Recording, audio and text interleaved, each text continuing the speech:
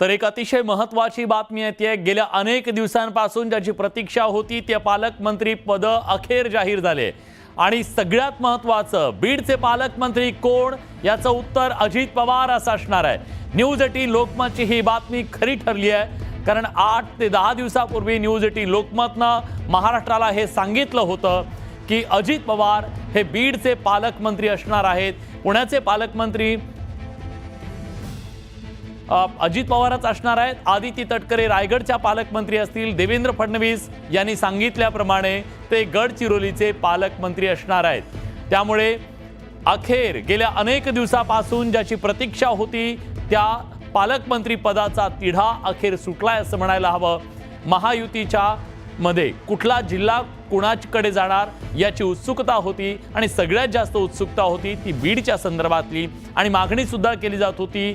एक तर देवेंद्र फडणवीस यांनी बीडचं पालकमंत्री पद घ्यावं किंवा अजित पवार यांनी, तर न्यूज 18 लोकमतनं विश्वासार्हपणे सांगितलं होतं की बीडचे पुढचे पालकमंत्री हे अजित पवार असतील आणि न्यूज 18 लोकमतच्या बातमीवरती अखेर शिक्कामोर्तब झालंय आणि या धनंजय मुंडे यांना मात्र धक्का बसलाय, कारण धनंजय मुंडेंकडे हे पालकमंत्री पद जाणार अशी चर्चा होती।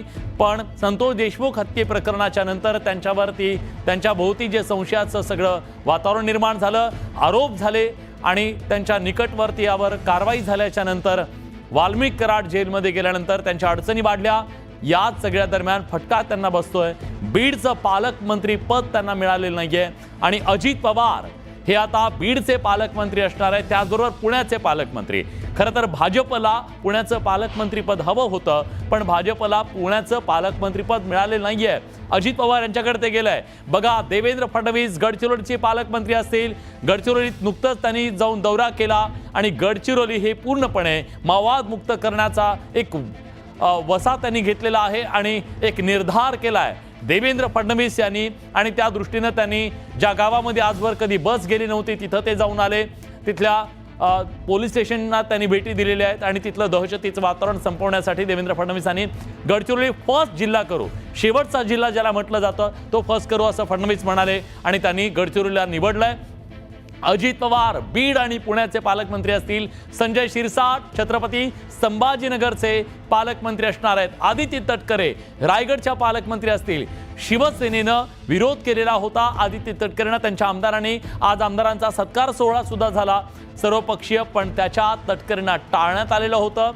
पण तरी सुद्धा या सगळ्यात आदिती तटकरेंनी बाजी मारली आहे आणि सुनील तटकरे म्हणजे स्वाभाविकपणे राष्ट्रवादीकडे रायगडचा जिल्हा गेलेला आहे, जिथं खरं तर तिथं शिवसेनेचा विरोध होता, अंतर्गत वाद आहेत। तटकरेंनी आपल्याला फसवलं, आपल्याला पाडण्यासाठी षड्यंत्र रचलं, इतके आरोप सुद्धा करण्यात आलेले होते। त्या दरम्यान त्यांना विरोध होता, पण अखेर आदिती तटकरे याच रायगडच्या पालकमंत्री असणार आहेत। पण या घडीची सगळ्यात मोठी आणि महत्त्वाची बातमी, बीड जिल्ह्याचं पालकमंत्री पद हे अजित पवार यांच्याकडे गेलेलं आहे।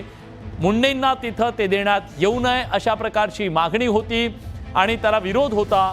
अखेर राज्य सरकारनं, मुख्यमंत्र्यांनी त्याच्या संदर्भातला निर्णय घेतला आणि बीडचं पालकमंत्री पद हे अजित पवार यांच्याकडे गेलेलं आहे। तर गडचिरोली मुख्यमंत्र्यांनी इच्छा व्यक्त केलेली होती, त्यांचं स्वप्न होतं, याआधी सुद्धा त्यांनी गडचिरोलीचं पालकमंत्रीपद घेतलेलं होतं आणि जो महाराष्ट्रातला शेवटचा जिल्हा, प्रगतीपासून विकासापासून अतिशय मागे असलेला जिल्हा म्हणून ज्या गडचिरोलीची ओळख आहे त्या जिल्ह्याला फर्स्ट जिल्हा करण्याचा मानस त्यांनी व्यक्त केलेला होता। आणि इकडे बघा, मुंबई शहरात एकनाथ शिंदे ठाणेचे पण पालकमंत्री आणि मुंबई शहराचे पण पालकमंत्री। रत्नागिरीचे पालकमंत्री उदय सामंत असणार आहेत। नागपूरचे चंद्रशेखर बावनकुळे, गडकरींनी आधी सांगितलं होतं की चंद्रशेखर बावनकुळे नागपूरचे पालकमंत्री असणार आहेत, तर मुंबई उपनगराचे आशिष शेलार हे पालकमंत्री असणार आहेत। मुंबई आणि ठाणे या दोन शहरांचं पालकमंत्री पद एकनाथ शिंदे माजी मुख्यमंत्री, आताचे विद्यमान उपमुख्यमंत्री यांच्याकडे हे पालकमंत्री पद गेलेलं आहे। गेल्या अनेक दिवसांपासून प्रतीक्षा होती याची, पालकमंत्री पद कधी जाहीर होणार, आणि नुकतंच मुख्यमंत्र्यांनी सांगितलेलं होतं, इतर नेत्यांनी सांगितलं होतं लवकरच याच्याबद्दलची घोषणा होईल आणि अखेर तिन्ही पक्षांमध्ये एकमत झाल्यानंतर या पालकमंत्री पदांचं वाटप करण्यात आलेलं आहे। आणि जे पालकमंत्री पद आता देण्यात आलेले आहे त्यानुसार बघा, मुंबई शहर आणि ठाणे याचे पालकमंत्री असणार आहेत एकनाथ शिंदे, उपमुख्यमंत्री एकनाथ शिंदे. रत्नागिरीचे पालकमंत्री असतील उदय सामंत आणि त्याचबरोबर नागपूरमध्ये चंद्रशेखर बावनकुळे आणि आशिष शेलार मुंबई उपनगराचे पालकमंत्री असणार आहेत. तर शिवसेनेकडे यावेळी मुंबई शहर गेलेल्या मुंबई महानगरपालिका निवडणुकांच्या तोंडावरती शिवसेनेसाठी हा एक मोठा दिलासा म्हणावा लागेल. कारण याच्या आधी मुंबई शहर हे ठाकरेंच्या तिकडे म्हणजे आदित्य ठाकरे होते आणि आता आपण बघतोय की एकनाथ शिंदे यांच्याकडे पालकमंत्री पद आलेल्या पुढच्या काही काळामध्ये मुंबई महानगरपालिकेची निवडणूक आहे आणि त्या पार्श्वभूमीवरती त्यांच्याकडे हे पालकमंत्री पद जाणं अतिशय महत्त्वाचं मानलं जात आहे. शिवाय ठाणे शहर जिथं भाजपनं सुद्धा दावा केलेला होता, भाजपला सुद्धा ठाणे हवं होतं, पण ते ठाणे राखण्यामध्ये हे एकनाथ शिंदे यांना शिवसेनेला पर्यायानं यश आलेलं आहे. उदय सामंत रत्नागिरीचे पालकमंत्री, चंद्रशेखर बावनकुळे नागपूरचे पालकमंत्री, आशिष शेलार मुंबई उपनगरचे पालकमंत्री आहेत. पटापट आपण जाणून घेतोय, जसजशी ही नावं येत आहेत तसतशी तुमच्यापर्यंत ही नावं पोहोचवतोय आणि आता पालकमंत्री पदाच्या संदर्भातली ही घोषणा झालेली आहे. याच्यात देवेंद्र फडणवीस हे गडचिरोलीचे पालकमंत्री असणार आहेत, अजित पवार बीड आणि पुण्याचे पालकमंत्री, संजय शिरसाट छत्रपती संभाजीनगरचे पालकमंत्री असणार आहेत, रायगडच्या पालकमंत्री आदिती तटकरे आहेत. आणि ह्या पालकमंत्र्यां पदामध्ये मोठी रस्सीखेच आपल्याला पाहायला मिळालेली होती आणि या रस्सीखेचीमध्ये खरं तर शिवसेना, राष्ट्रवादी काँग्रेस आणि भाजप यांच्यासाठी महत्त्वाचं होतं. मी पुन्हा एकदा आपल्याला ही सगळी मंत्र्यांची आणि आकडेवारी सांगतो. गडचिरोलीमध्ये देवेंद्र फडणवीस हे असणार आहे, ठाण्यात एकनाथ शिंदे, मुंबई शहरमध्ये एकनाथ शिंदे, पुण्यात अजित पवार, तर जालन्याच्या पालकमंत्री पंकजा मुंडे असणार आहेत. जालना पंकजा मुंडे या पालकमंत्री, सिंधुदुर्ग नितेश राणे, धाराशिव प्रताप सरनाईक, शंभूराज देसाई सातारा. यवतमाळचे पालकमंत्री असतील संजय राठोड, नाशिकचे पालकमंत्री असणार आहेत गिरीश महाजन, पालघरचे पालकमंत्री असणार आहेत गणेश नाईक, त्याचबरोबर जळगावचे पालकमंत्री गुलाबराव पाटील असणार आहेत. सांगलीचं पालकमंत्रीपद चंद्रकांत दादा पाटील यांच्याकडे जात आहे आणि वाशिममध्ये हसन मुश्रीफ पालकमंत्री असणार आहेत. त्यानंतर अहिल्यानगर राधाकृष्ण विखे पाटील हे पालकमंत्री असतील. अमरावतीचे पालकमंत्री सुद्धा नागपूर आणि अमरावतीचे पालकमंत्री चंद्रशेखर बावनकुळे असणार आहेत.